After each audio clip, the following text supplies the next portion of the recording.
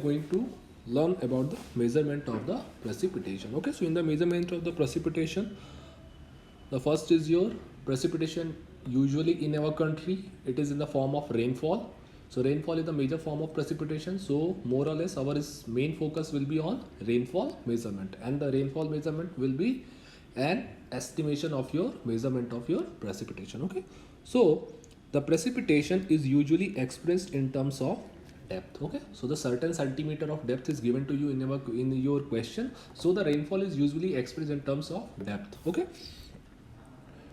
it is expressed in terms of depth to which the rainfall water would stand on an area if all the rains were collected on it. Okay, so suppose over a wider area the precipitation take place in the form of rain, and over the wider area, if I allow this whole precipitation to be collected over any sort of body, then whatever be the depth of water that is collected over the area, that depth of water will represent my depth of precipitation, and that will be my depth of rainfall. Okay, so the rainfall depth will be my precipitation measurement. So this precipitation is usually in terms of depth measurement, the depth to which the entire precipitation, if it is allowed over the area to be collected over some means, then whatever be the depth of standing water, that depth is representing my rainfall precipitation. Okay, so suppose if I am considering this depth as 1 centimeter, suppose I am taking an example. Okay, so 1 centimeter of rainfall over a catchment area of 1 kilometer square. Okay,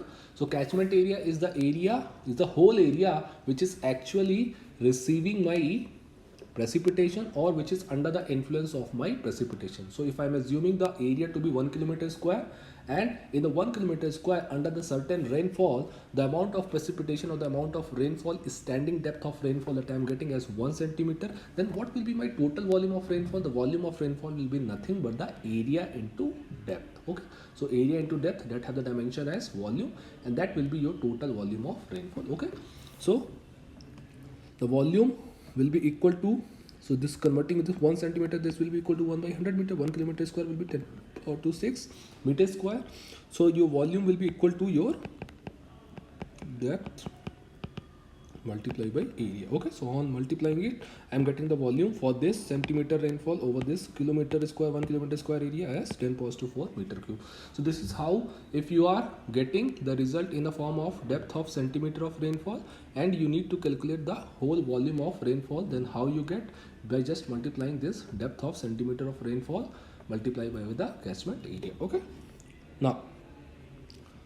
now this precipitation, this rainfall precipitation is usually measured by a device which is known as my rain gauge. So what is this rain gauge? Rain gauge is a sort of instrument which is used for the record of this rainfall data. Okay, now this rain gauge is also known by the other terms, and these terms are in fact very important. So what are the other terms for the measurement of the rainfall precipitation? The other terms are the pluviometer, ombrometer, heatometer. So all these are the different names for the instrument which is used for the measurement of rainfall. So this pluviometer, ombrometer, heatometer are also sometimes used to designate the rain gauge. And what is this rain gauge? Rain gauge is nothing but a sort of instrument which is used for the measurement of this depth of precipitation. Okay,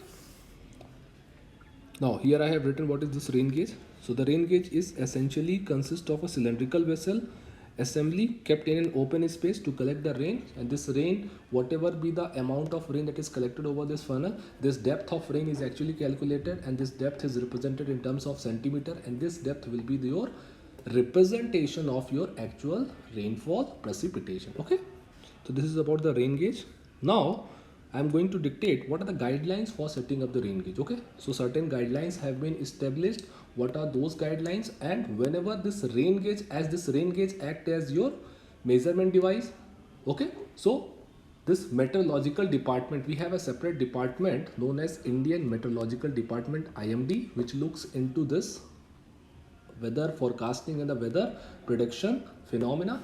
And this measurement of the rainfall is very important as it acts as a data for the estimation of certain different parameters, and this record of rainfall will be done by the setting up of the rain gauge stations. And these rain gauge stations are nothing but the stations installed specifically and permanently for the measurement of this depth of rain. Okay, now what are the guidelines for setting up these rain gauge? Okay, first of all, the location where you want to set up this rain gauge, that location must be the level ground, that must be your level ground, and that must be an open space. Okay, so generally these rain gauges are established over the around the airport location, because in our airport engineering we have discussed that these airports are normally situated at the outskirts of the city where the populations are less, and moreover, in order to ensure the sufficient sight distance, we have an open area is there around the airport. So this airport sometimes serve as an ideal place for the setting up of this rain gauge stations. Okay, because this rain gauge stations also require the plain ground as well as the open space is required. Okay, why is this open space is required? Because in order to estimate the correct or more precise estimation of rainfall, you need to actually measure what is the amount of rainfall that is happening over an area. And if suppose there you have a large amount of building, then that building will also absorb the moisture and will also interfere with the precipitation. So whatever be the rainfall that you are estimating in that area, that will not be the correct value, that will not be the more precise or more true value.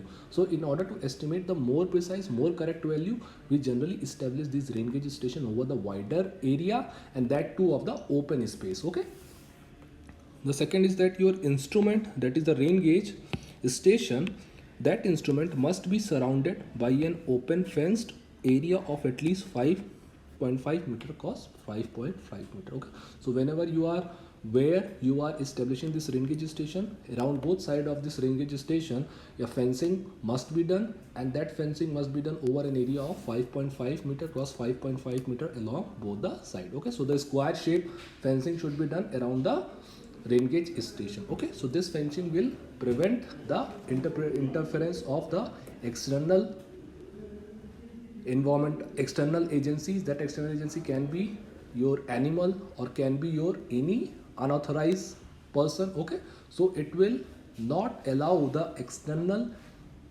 interference from the measurement of the rainfall. Okay, the third guideline is that no object should be nearer to the instrument than 30 meter or twice the height of obstruction. So twice the height of obstruction. So whatever the obstruction, whatever to whomsoever we are considering as an obstruction, twice the height of that obstruction or the 30 meter, whichever is more.